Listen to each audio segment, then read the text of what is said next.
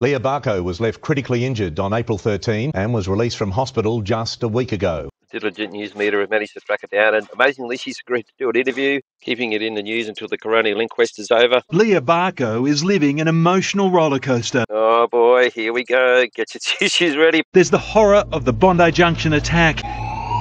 Well, wasn't that an impressive display they put on the day? And look at the riot squad there. That means this is really serious.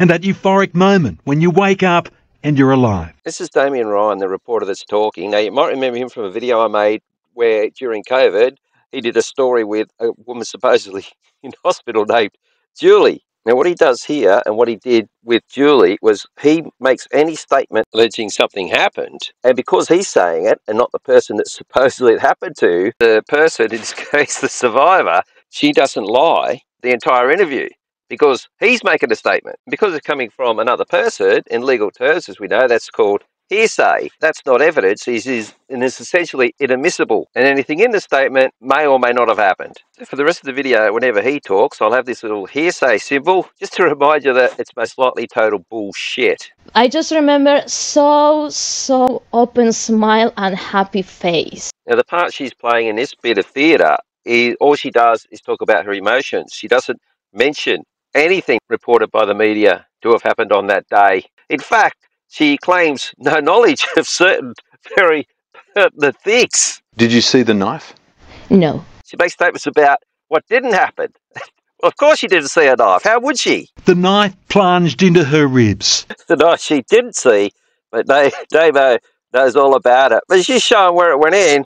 And of course, throughout this story, they never show what's actually under there. So even just a close-up of the wound itself, healing or scarring, because there's a chance that's not what's under there. Another shopper sprung into action, helping Leah into a store and shutting the door. For some reason, they've blurred that out. I mean, I thought that would have been like a heartwarming sight to see, a shopper helping her on site inside the shopping centre. Because, of course, that's where she was, and all this happened. For several days, Leah was in intensive care, the 35-year-old's life in the balance. I thought like, okay, if I'm dying right now, I can't die right now because he's just so happy. Brush with death cannot break the bond she has with Australia. Quite a few people commented on one of my other videos about how they're all on visas wanting to stay permanently in Australia. Well, that was a hero, surely not the survivors as well. You love Australia? Oh, no. Yes, of course. And you still love Australia? Yes, of course. Growing up in Ukraine... Oh, no. Look, whoever organised this, that synergy, that's too much. Rolling one bullshit government operation that costs us billions and billions of dollars into another bullshit operation to steal our freedoms with new laws. I mean, come on. Moving to Argentina... She's probably not even Ukrainian. Leah arrived in Sydney to study 18 months ago, and she hopes one day it will be home. Oh, call me a crazy conspiracy theorist, why don't you? But somehow I think that deal was already done quite a while ago.